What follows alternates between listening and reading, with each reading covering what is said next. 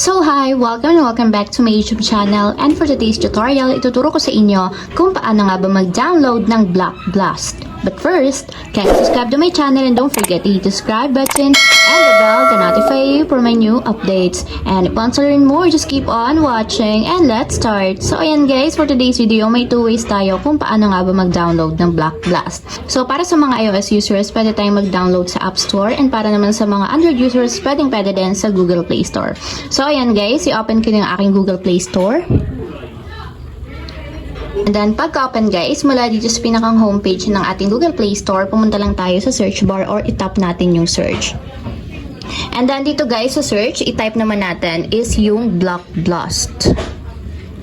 So, search lang natin. So, ganito guys ang itsura ng application ng Block Blast. So, kung makikita nyo naman, mataas yung ratings niya, 4.6. And file size naman niya is 132 megabytes.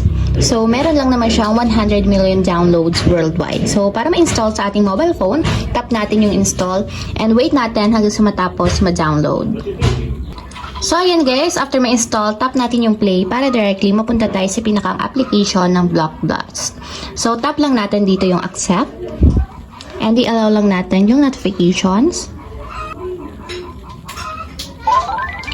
And dito guys, pwede na tayong maglaro ng Block Blast. So, ayun lang guys, ganun lang kasimple kung paano ka ba mag-download ng Block Blast sa ating mobile phone. If you have a question, can comment down below and don't forget to hit the subscribe button and the bell to notify you for my new updates.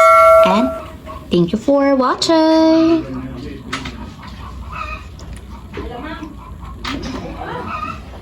Living life, every day, late at night, not okay.